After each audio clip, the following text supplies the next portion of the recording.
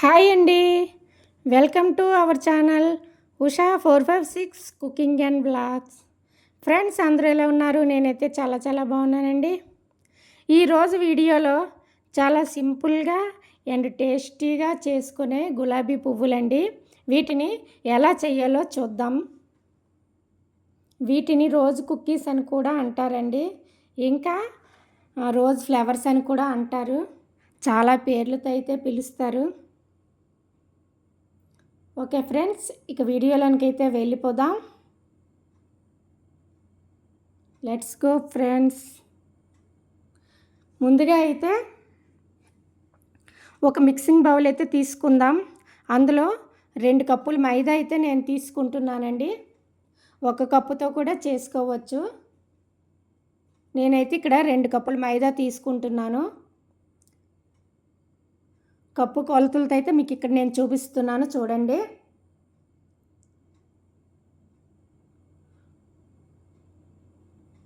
మనం ఏ కప్పుతో అయితే మనం మైదా పిండి తీసుకున్నామో అదే కప్పుతో వరిపిండి కూడా సేమ్ క్వాంటిటీ తీసుకోవాలండి.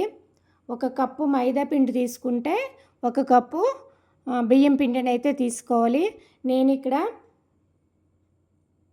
2 కప్పులు తీసుకుంటున్నాను కదా మైదా పిండి, అందుకని బియ్యం పిండిని కూడా నేను 2 కప్పులు అయితే తీసుకుంటున్నానండి. ఇప్పుడు 2వ కప్పు వేస్తున్నాను, చూడండి మైదా పిండి.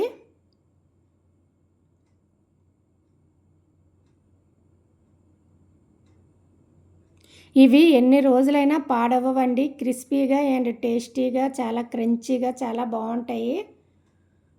అందుకనే నేను కొంచెం క్వాంటిటీ అయితే ఎక్కువనే తీసుకుంటున్నాను. మా వాళ్ళైతే చాలా ఇష్టంగా తింటారు ఈ రోజ్ ఫ్లవర్స్ని. ఇది వరిపిండి అండి.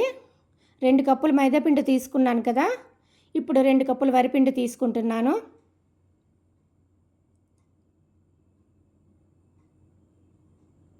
ఇంకా పంచదారనైతే నేను కప్పున్నర అండి, అంటే 1 కప్పు అండ్ హాఫ్ కప్పు, కప్పున్నర పంచదార అయితే ఇక్కడ తీసుకున్నాను. ఆ పంచదారలోన యాలక పళ్ళు వేసుకొని నేను మిక్సీలో మెత్తగా పౌడర్ చేసుకున్నానండి. ఇదిగోండి, ఇప్పుడు ఆ పౌడర్ వేస్తున్నాను. ఇదైతే కరెక్ట్గా 1 కప్పు అండ్ హాఫ్ కప్పు అయితే తీసుకుంటున్నానండి. ఈ కొలతలతో అయితే మనకైతే కరెక్ట్గా సరిపోతుంది స్వీట్ అనేది. స్వీట్ ఇంకా తక్కువ తినే వాళ్ళైతే 1 కప్పు అండ్ పావు కప్పు అయితే సరిపోతుంది. మేము కొంచెం ఎక్కువగానే తింటాం కాబట్టి నేను కొద్దిగా ఎక్కువ తీసుకున్నాను. ఇంకా అందులోనే కొద్దిగా సాల్ట్ కూడా వేసుకోవాలండి, లేకపోతే కొంచెం చప్పగా వచ్చేస్తుంది స్వీట్. ఇది స్వీట్ ఐటెం కదా, కొంచెం సాల్ట్ కూడా వేసుకోవాలి, అప్పుడే టేస్ట్ బాగుంటుంది మనకి. ఇప్పుడు కొద్దిగా వాటర్ వేసుకుంటూ మనం బాగా కలుపుకోవాలండి. ఫస్ట్ తక్కువ వాటర్ వేసుకొని మనం బాగా కలుపుకోవాలి.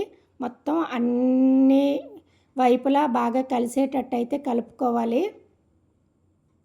ఒకసారి మనం వాటర్ వేసుకున్నామంటే అది బాగా లూజుగా జారుగా అయిపోతుంది.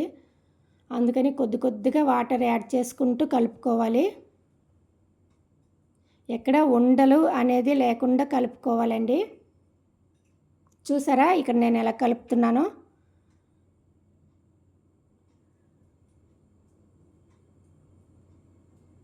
మనకి ఈ క్వాంటిటీ అయితే మనకి కరెక్ట్గా సరిపోతుంది. వాటరు ఎక్కువైనా మనకి పిండి కానీ లూజ్గా ఉంటే మనకి గులాబీ పువ్వులు అనేది మనకి రావండి సరిగ్గా చేయటానికి. అలాగని చిక్కగా ఉన్నా కూడా బాగుండదు. కరెక్ట్గా మనకి ఈ క్వాంటిటీలోకి అయితే రావాలి. ఇప్పుడు బాగా కలిపిన ఈ పిండిలోన మనం చక్కగా మూత పెట్టుకొని దాన్ని అయితే ఒక పక్కన పెట్టుకుందాము. ఇప్పుడు మనం డీప్ ఫ్రై కోసం అయితే ఆయిల్ అయితే రెడీ చేసుకుందామండి. ఓకే అండి, ఇక్కడ నేనైతే ఒక ఆయిల్ ప్యాకెట్ తీసుకొని వేసుకున్నాను. మనకి ఆయిల్ బాగా హీట్ ఎక్కాలండి. హీట్ ఎక్కిన తర్వాతే మనం రోజ్ ఫ్లవర్స్ని అయితే వేసుకోవాలి. ఇదిగోండి, చూసారా ఇక్కడ నేను ఎలా వేస్తున్నానో. ఫస్ట్లోనైతే మనకి ఒక 5-6 పువ్వుల వరకు అయితే రావండి, అస్సలు రావు, కొంచెం కష్టపడాలి. నాకు ఫస్ట్లోనైతే ఒక 4-5 పువ్వుల వరకు అయితే బాగా మాడిపోయాయండి. అవి తీయలేకపోయాను, బాగా అంటుకున్నాయి, అతుక్కున్నాయి వాటికి. అవి తీసేసరికి మాడిపోయాయి. ఆ తర్వాత నుంచి పర్ఫెక్ట్గా వచ్చేసాయండి, చాలా బాగా వచ్చాయి. చూడండి, ఇది ఫస్ట్ పువ్వు. నేను ఆ చాక్‌తో తీసేసరికి అది చక్కగా మాడిపోయింది అది. మనకి స్టార్టింగ్‌లో ఎలాగా రావండి ఇవి గులాబీ పువ్వులు మాత్రం.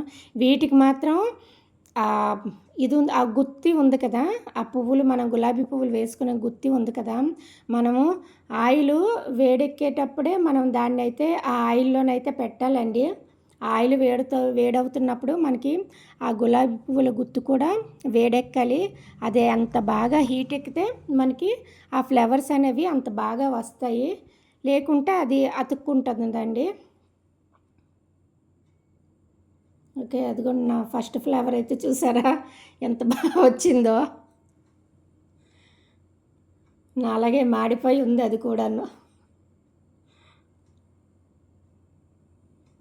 అలా నాకైతే ఒక 5, 6 వరకు అయితే సరిగ్గా రాలేదు. ఆ తర్వాత నుంచి అయితే బాగా వచ్చేసాయండి. జస్ట్ ఇలాగా ఇది సెకండ్ ఫ్లేవర్ అండి. ఇది కొంచెం బానే పర్వాలేదు. ఇంకలా వేస్తున్న కొలది మనకి గుత్తి అనేది బాగా హీట్ ఎక్కిపోతుంది కదా! జస్ట్ అప్పుడు మనం ఇలా వేయగానే ఆ పువ్వు అనేది వదిలేస్తది ఆయిల్‌లో. చూసారా? చక్కగా వదిలేసింది. ఇంకా పెద్దగా మనం కష్టపడవలసిన అవసరం అయితే ఉండదు. జస్ట్ మనం మిశ్రమంలోన ఈ ఫ్లేవర్‌ని ముంచేసి మనం ఇలా జస్ట్ ఆయిల్‌లోని ముంచేస్తే సరిపోతుంది. మనకి చక్కగా పువ్వులన్నీ వీడిపోతాయి. చూసారా?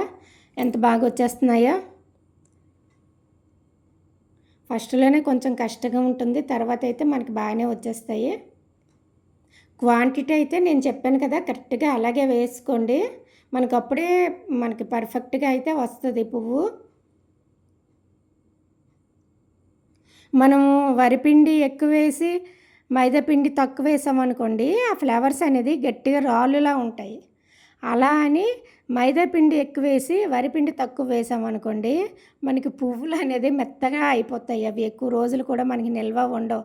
ఎంత డీప్ ఫ్రై చేసుకున్నా సరే అవి మైదా పిండి సాగుతుంటది కాబట్టి అవి మెత్తగా మనకి అయిపోతాయి. క్రిస్పీగా, క్రంచీగా రావనమాట. అందుకని ఎప్పుడైనా సేమ్ క్వాంటిటీయే తీసుకోవాలి. ఒక కప్పు మైదా పిండి తీసుకుంటే, ఒక కప్పు వరిపిండి తీసుకోవాలి. షుగర్ అంటే అది ఎవరి ఇష్టాన్ని బట్టి వాళ్ళు వేసుకోవచ్చు. ఎక్కువ తినేవాళ్ళు ఎక్కువ వేసుకోవచ్చు. తక్కువ తినేవాళ్ళైతే తక్కువ తీసుకోవచ్చు.